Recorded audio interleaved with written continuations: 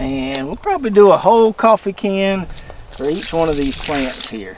We want to get these babies revived and back going again.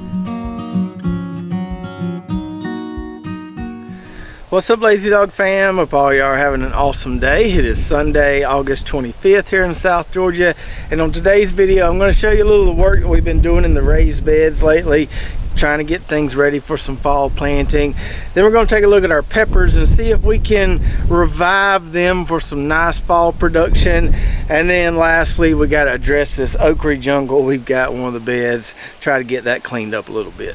So over the last few days, the boys and I have been doing a little catch-up work in the raised bed garden. Got our basil trimmed right here. Tropical Storm Debbie got some of those plants leaning, left a big little gap in the middle there, but we've still got a ton of productive basil here. Just got those flowers trimmed off so it can still keep producing for us. Also got my marigolds dead-headed and trimmed back. You can see all those blooms there on the grass. We'll chop those up with the mower lately. These have started looking a little rough on me, but I think by pruning them back, giving them a little fertilizer, we can get them supercharged again. These other two round beds, we had some zinnias. We got those cleaned out, and I think I'm going to plant some mustard greens in at least one of these, maybe both of them, as soon as we're done with this next kind of real hot spell later on this week. Probably pull that irrigation out, cultivate that a little bit, and hopefully get some greens planted. Our Egyptian walking onions are still hanging in there. These things have been in this bed for close to a year now. Still giving us some nice green onion tops when we need them. I thought about thinning these out a little bit, but then I thought I'll just leave them there and see what happens. And I think by the time this video airs, we'll have those Egyptian walking onions restocked on our website. So for those of you that missed out on them last year or wanting to grow some more of them, we'll have the bulbs for those that you can get and grow your own. Then we've got our two beds of sweet taters here, and we really haven't done anything to these since we planted them besides keep them watered.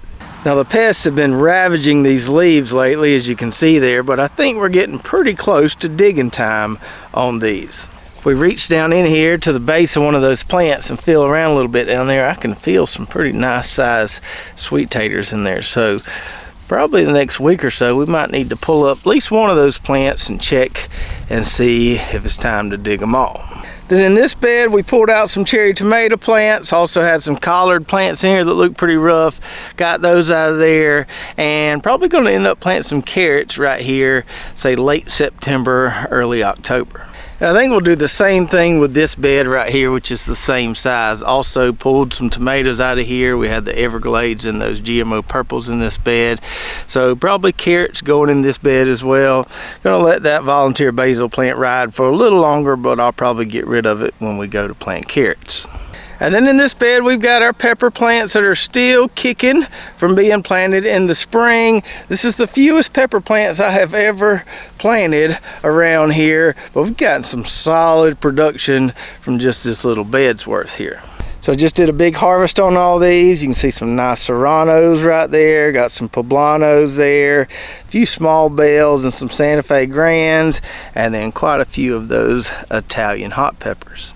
Now, although these plants are still giving us some decent production, you can see some of them are starting to look a little rough here. Sometimes the summer heat can take its toll on these pepper plants, especially when they've been in the ground a long time. So we're going to see if we can kind of reinvigorate them a little bit. Now this is something I've done in past years and it's worked really well, so I'm confident enough to take the effort and try it again. Probably too late in the game to start more pepper seeds right now. We're gonna see if we can get these kind of reinvigorated a little bit. So the first thing I'm going to do is prune these back a little bit, not a whole lot, but just do a light pruning on these. Now I've got one plant in here, this bell pepper plant. I don't know if you can see it.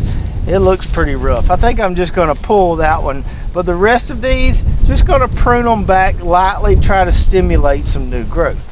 So we'll start off with these two plants here. This is a King Arthur bell pepper plant right here, and I think I'll just cut it right along there.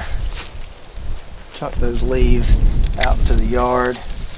Just going to clip the top side of these a little bit, shorten them up a little bit. This is a poblano plant here.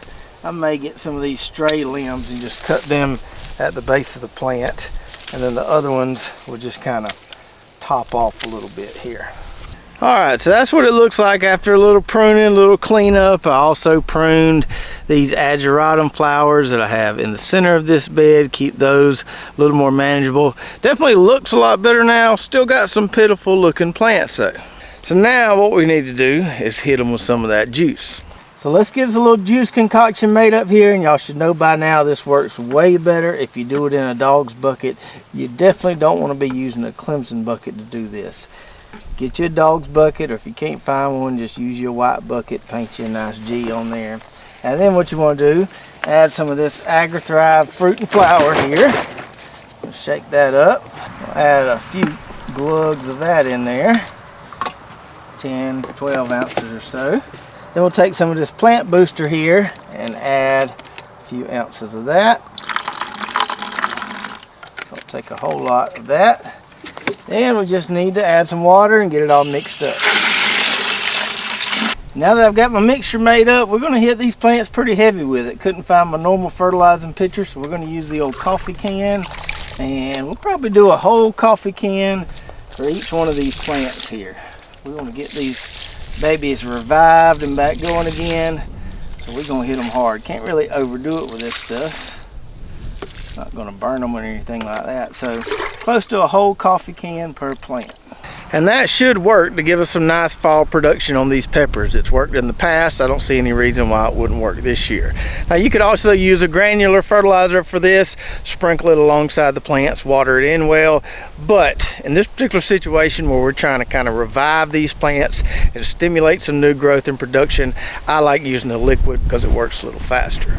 And then right behind that bed of peppers, we've got an okra jungle right here. So we planted this dwarf cowhorn okra in this bed probably a couple months ago, and it has grown really, really well, almost too well. So this dwarf cowhorn is a bush okra variety. The plants get really, really big and bushy if you let them. They'll grow like a huge shrub. We grew them in the in-ground garden last year. Kind of let them do their thing, but at some point we decided I might need to start pruning these for ease of harvesting. And I think I'm going to have to do that on these sooner than I was expecting to do. I can see the okra pods right on top of the plant. I could get to those pretty easy, but I can't get to those on the inside of the plants without just getting absolutely beat down by okra leaves. So we got to get this a little more manageable. So I went ahead and trimmed one of those plants just so we can compare them to the others.